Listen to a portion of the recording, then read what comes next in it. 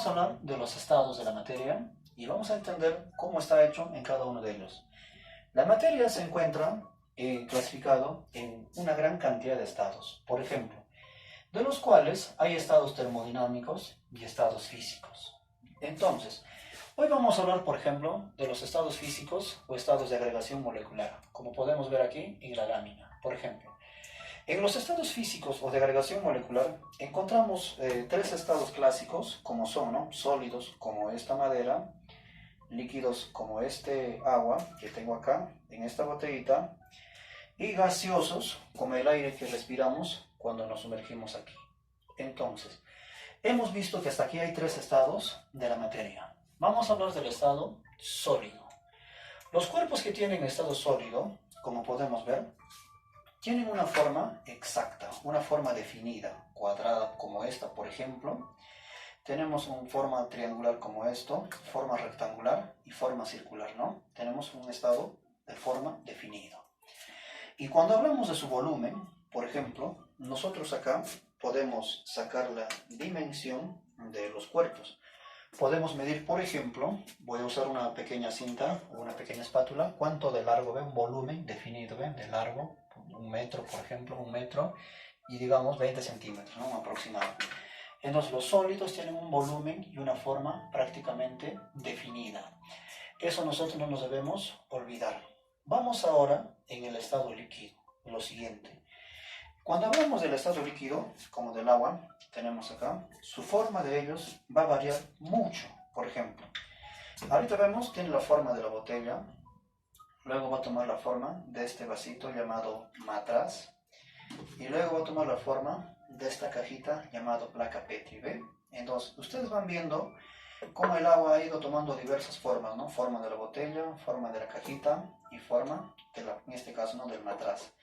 Si se han dado cuenta, la forma en los líquidos es netamente variable. En ellos varía mucho, ¿ve? Como vemos acá. Entonces, al variar bastante, como en el pocillo, de la jarra, de la botella, ¿no?, en este caso de los cubiertos, su forma de ellos es variable. Sin embargo, los líquidos tienen un volumen exacto, tienen un volumen definido. Por ejemplo, podemos ver acá en esta botella un volumen exacto, ¿no? 500 mililitros aproximado. Entonces, ellos tienen un volumen exacto, definido.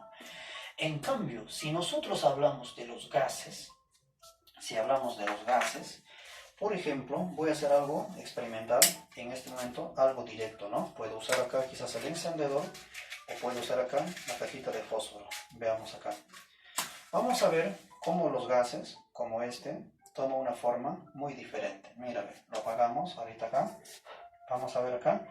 La forma del humo, ¿ve? Tiene una forma variable. Entonces, en ellos la forma varía bastante. Como acá vemos en esta lámina, la forma, ¿ve?, cómo varía, y también su volumen es variable, porque no puedo medir, ¿no? No puedo decir, usted sabes que humo, detente y me voy a medir, tienes 1 metro de largo, es imposible, no lo puedo medir. Entonces, en ellos, como acá en el balón de gas, su forma es variable. Eso nosotros vamos a tener en cuenta bastante en los gases, ¿no? En ellos su forma y su volumen es variable. Sin embargo, hay estados muy altos, extremadamente altos, como el estado plasmático.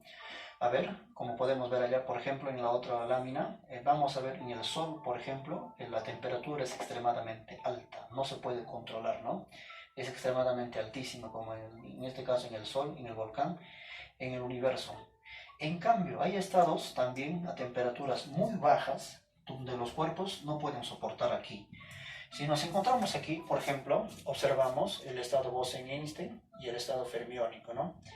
Para tener una idea del Bose-Einstein y del fermiónico, es como, por ejemplo, por decir, ¿no?, estamos en Cerro de Paso o estamos en Tiplio y nuestro cuerpo ya no puede aguantar. Las temperaturas son extremadamente bajas y son incontrolables, ¿no?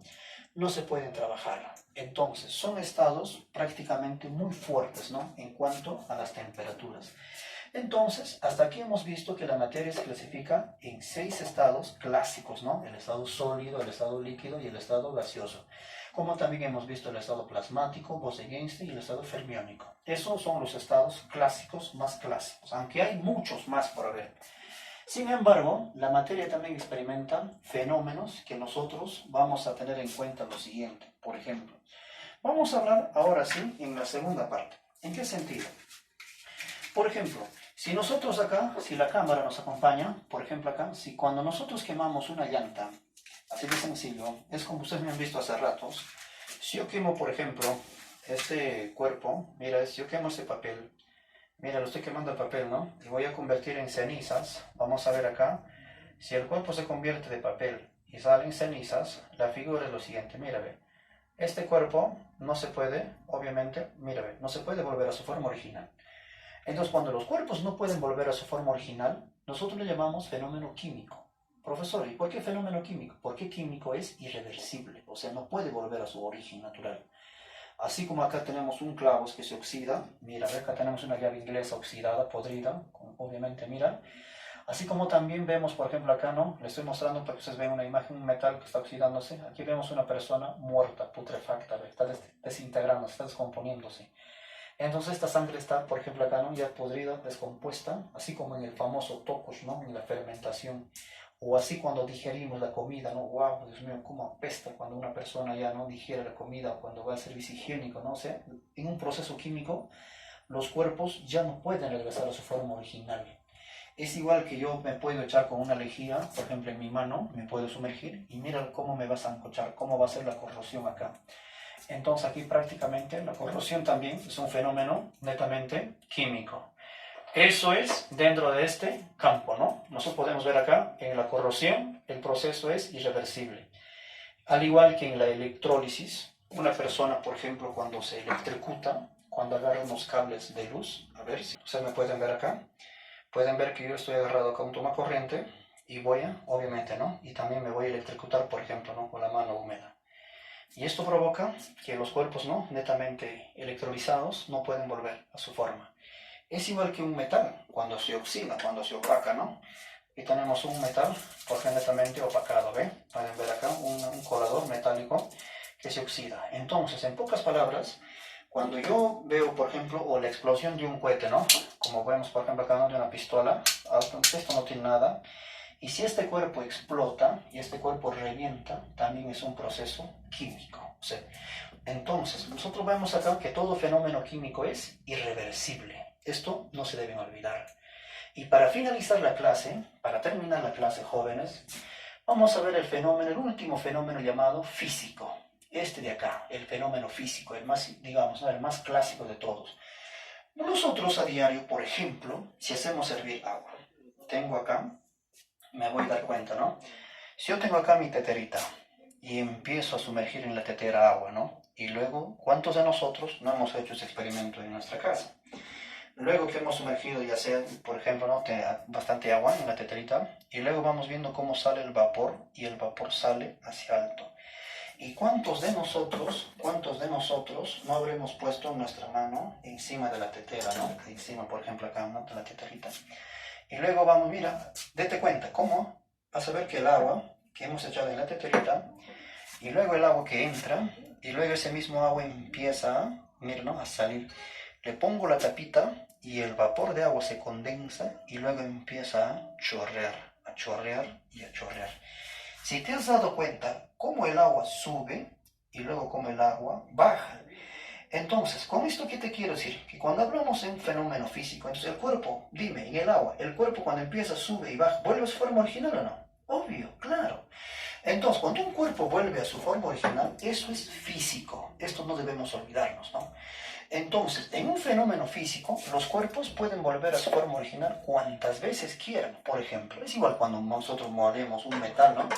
Podemos moler acá un metal, un vidrio, por ejemplo. La mayoría cree que cuando el vidrio se rompe ya no vuelve a su forma original. Totalmente falso, jóvenes. El vidrio se puede desintegrar, se puede moler. Y esto luego se puede, obviamente, ¿no? Llevar a una máquina, una procesadora y se puede deformar, ¿no? Entonces acá tenemos en el Perú, por ejemplo, ¿no? Tenemos en Lima, tenemos en Chosica, ¿no? Las empresas, las embotelladoras, ¿no?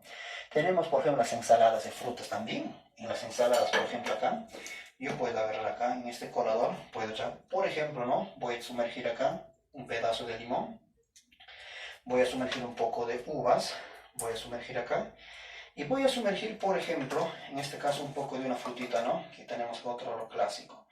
Y vamos a suponer que yo voy a sumergir acá agua. Mírame, si yo echo agua y encima de las frutas, al ojo, ¿quién pasa primero? El agua, ¿sí o no? y luego las frutas. Yo puedo volver a formar cuantas veces quiera. Eso es un fenómeno físico, las ensaladas, las mezclas, ¿no? Al igual que acá tenemos una vela cuando se derrite, ¿no? Por ejemplo, ustedes pueden ver ahí que un metal, en este caso un metal o una vela se va a derretir. Y acá vamos viendo, por ejemplo, cómo la vela se derrite. Y cuando un cuerpo se derrite, así como esta cera que puedo tener acá, ¿no? Mira acá. Cuando un cuerpo se derrite, luego vuelve, obviamente no lo puedo desintegrar. Y si yo, por ejemplo, acá tengo, ¿no?, un cuerpo cuando se derrite y luego lo vuelvo a llevar a la congeladora o a la refrigeradora o a la nevera, este cuerpo vuelve a su forma original como el agua. Eso entonces nosotros llamamos, ¿no?, obviamente fusión, fundición. Es un proceso físico. Tenemos acá la vaporización que ahorita les había comentado, ¿no? Y tenemos cuando separamos arena con tierra, ¿no?, o azúcar con sal. Y tenemos, ¿no?, otro ejemplo clásico, ¿no? Si yo echo azúcar y luego echo sal, por ejemplo acá, los cuerpos, mira, a ver, honestamente, si echo sal y azúcar, ¿quién pasa primero? La sal, obvio. Y luego el azúcar, entonces, ¿no?, yo puedo ir volviendo a mezclarlo. Y esto se llama tamizado. Esto también se puede llamar filtrado, ¿no? Aunque tienen una diferencia, pero en términos físicos son, digamos, idénticos, ¿no? Hay que tener cuidado. Es igual que cuando vemos acá un cuerpo elástico. Cuando vemos un cuerpo elástico, ¿no? Por ejemplo, acá, en este caso el cuerpo sube y baja, ¿ve? Vuelve a su forma original, ¿no? Mira, ¿ve? Es un proceso físico. Entonces, nosotros tenemos acá una gama de ejercicios. Entonces, ¿no? Así como este papel lo arrugamos y este proceso es netamente físico porque puede volver a su forma original. Entonces, chicos, con esto vamos a darnos cuenta que los fenómenos físicos son reversibles porque vuelven a su forma original y los fenómenos químicos son irreversibles porque no vuelven a su forma original. Y también hemos visto que la materia tiene sus 6 estados tradicionales: sólido, líquido, gaseoso, y el estado plasmático, condensado y Bose-Einstein, ¿no? O fermiónico, y esos son los más clásicos. Hasta aquí hemos llegado, jóvenes, el día de hoy. Muchas gracias y nos encontramos en una próxima oportunidad. Bye, hasta luego. Gracias.